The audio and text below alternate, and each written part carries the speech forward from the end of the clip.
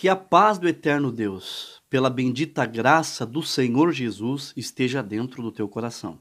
Para quem não me conhece, o meu nome é Carlos Einar e este é um canal de opinião, reflexão e análises bíblicas. E se este canal de alguma forma tem feito bem a você, já deixa o teu like, adianta já o teu like para você não esquecer.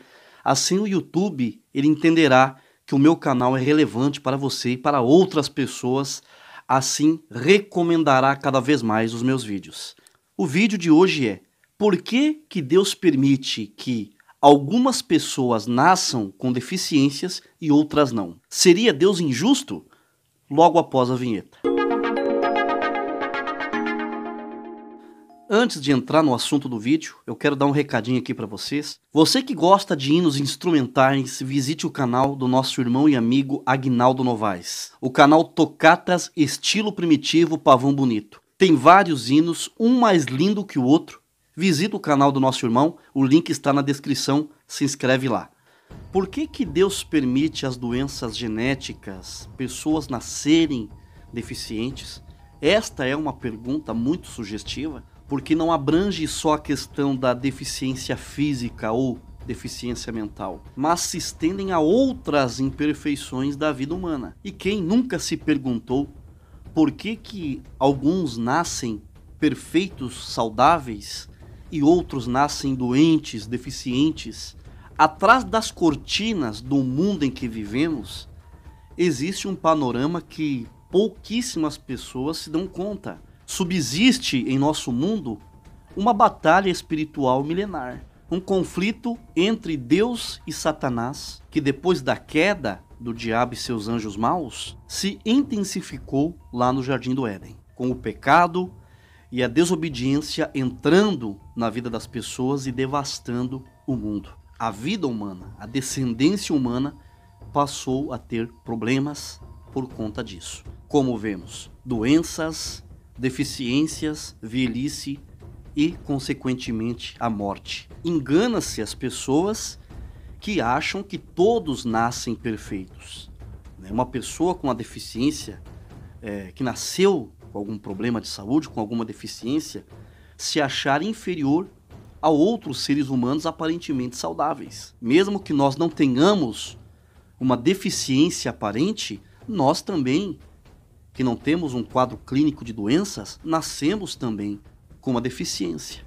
Nós envelhecemos e morremos. Só de nós nascermos, crescermos, envelhecemos e morremos. Isso já nos faz imperfeitos, já nos faz deficientes. E mesmo que você não tenha nenhuma deficiência física, você morre de velhice. Uma deficiência herdada pelo pecado lá do Éden, pelo pecado de Adão e Eva. E você pode ter a plena certeza e convicção: velhice e morte não era o plano de Deus para os seres humanos. Todavia, como o pecado entrou no mundo por Adão, e por causa disso a morte, esse mal se estendeu pela genética de todos os seres humanos. Muitas vezes o mal vem contra nós e Deus reverte isso para que ele possa manifestar o seu bem.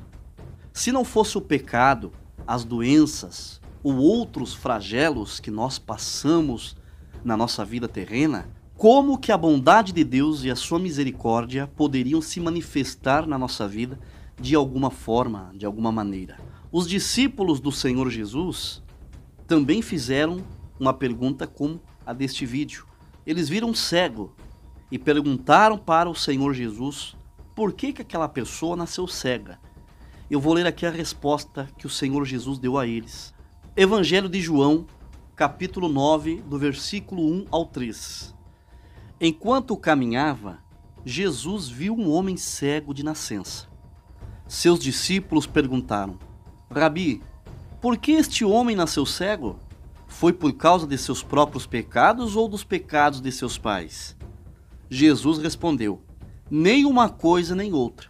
Isso aconteceu para que o poder de Deus se manifestasse nele. Isso é para vocês verem como que Deus trabalha. Deus usa os males que nos afligem para manifestar em nós o seu poder. Você pode se perguntar: Mas de que maneira que Deus vai manifestar o seu poder na vida de uma pessoa que nasceu com uma deficiência física, um cadeirante, pessoas com deficiências motoras e outros males, né, que interferem na saúde das pessoas? A pessoa que aceita Cristo, que se entrega ao Evangelho, ela tem que muitas vezes aceitar a sua condição. Ele entende que precisa de Cristo, que a sua situação é consequência do pecado lá de trás, lá de Adão, e que o sangue de Jesus Cristo reverte tudo isso. Aí vem aquela pergunta: se Deus é poderoso, se Deus faz milagres, por que Deus não cura as pessoas?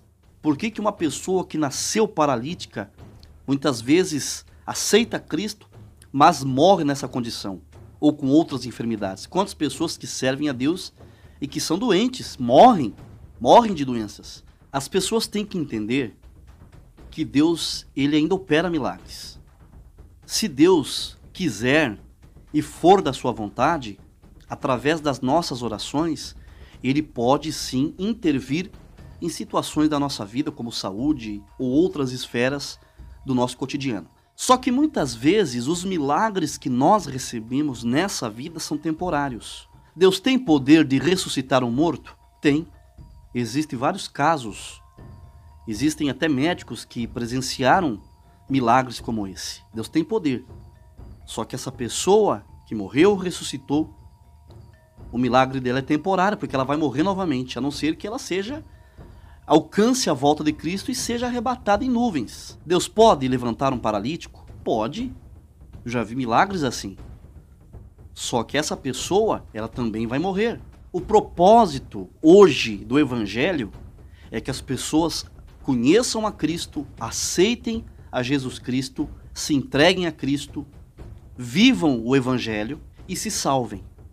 Porque o maior milagre vai ser no retorno glorioso do Senhor Jesus, que é a ressurreição dos mortos e a transformação dos vivos. O Senhor Jesus verteu seu sangue, né, e levou sobre si todos os nossos pecados, todas as nossas doenças e enfermidades, todas essas que herdamos lá de Adão. Vamos ler Isaías capítulo 53, versículo 4 e 5. Apesar disso, foram as nossas enfermidades que ele tomou sobre si, e foram as nossas doenças que pesaram sobre ele. Pensamos que seu sofrimento era castigo de Deus, castigo por sua culpa. Mas ele foi ferido por causa de nossa rebeldia e esmagado por causa de nossos pecados. Sofreu castigo para que fôssemos restaurados e recebeu açoites para que fôssemos curados. A atitude de Cristo, como lemos agora, foi totalmente para reverter a situação que nós herdamos de Adão lá no Jardim do Éden. Isso, nós temos que colocar isso na nossa cabeça, que tudo começou lá no Jardim do Éden. Em Romanos capítulo 5, versículo 12, o apóstolo Paulo lhe diz que o pecado e a morte entraram no mundo por Adão, e por Cristo veio a restauração e a vida. E foi justamente isso que o profeta Isaías falou, que o pecado, as doenças, as imperfeições, as deficiências que nós herdamos de Adão foram levadas e colocadas sobre ele na cruz. Muitas pessoas perguntam, se Jesus morreu para derrotar o pecado e a morte há 2000 anos atrás, por que ainda morrem pessoas? Por que existe tanta maldade no mundo? É como eu disse anteriormente, a maior restauração, as maiores obras de milagre vai ser na volta de Cristo, na ressurreição. Nós ainda estamos envolvidos na batalha oculta, que muitas vezes é invisível aos nossos olhos, entre Deus e Satanás. Nós ainda, até mesmo depois de aceitar a Cristo, nós adoecemos, envelhecemos e morremos.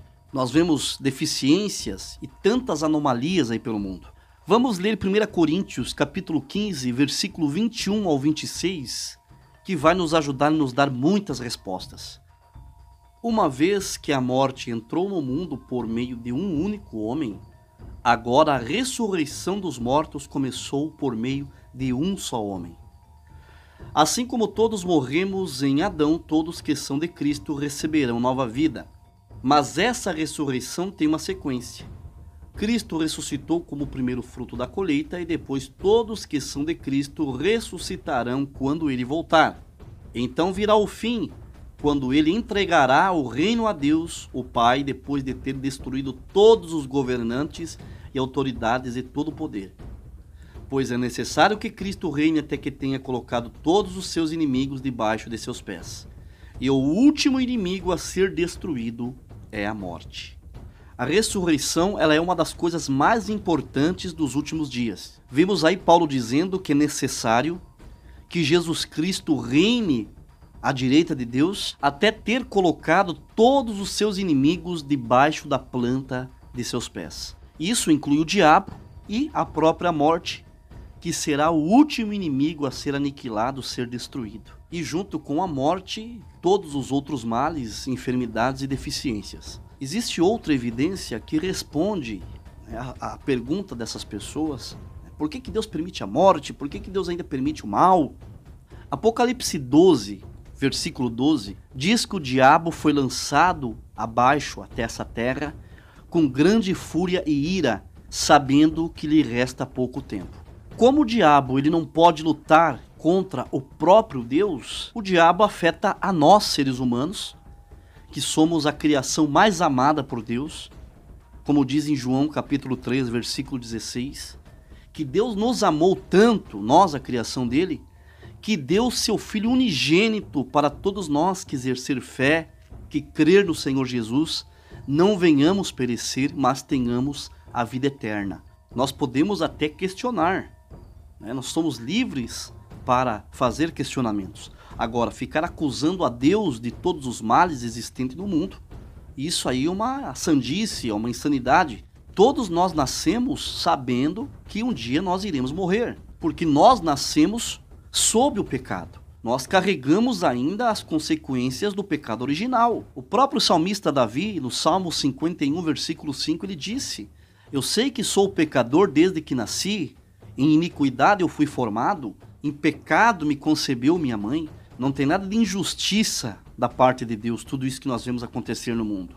Porque se Deus fosse realmente injusto, ele não mandaria o seu Filho, Jesus Cristo, para morrer, derramar seu sangue e nos colocar debaixo de um novo concerto. O sacrifício do Senhor Jesus nos resgatou da sentença da morte. E no dia da volta do Senhor Jesus, da ressurreição, do arrebatamento, ele vai restaurar o estado original da humanidade que o pecado arrancou.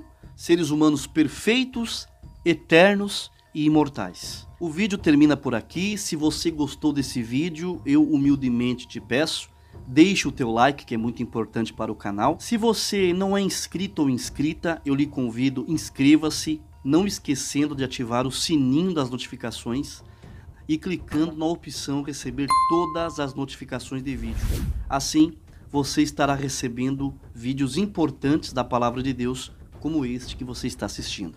Termine esse vídeo te saudando com a paz do eterno Deus, o nosso amado Criador, e mandando um ósculo santo da caridade dentro do teu coração. Deus que abençoe, até um próximo vídeo e um abraço fraterno em Cristo Jesus, o nosso Senhor. Fique agora com o anúncio do patrocinador do canal, Cleiton Leite. Fala aí, meus amigos de sucesso, tudo bem com você? A paz de Deus a todos. O irmão Carlos Reinar vai deixar meu canal na descrição aqui do vídeo. Eu queria saber de você, se você acredita que com R$5 eu consegui já faturar mais de 10, 20, 30 mil reais. Você acredita? Bom, se você não acredita, eu tô passando aqui para deixar um recado para você. Se você não acredita e quer aprender a ganhar dinheiro agora, acessa na descrição aqui o meu canal. Deus te abençoe grandemente, sucesso para você e até a próxima.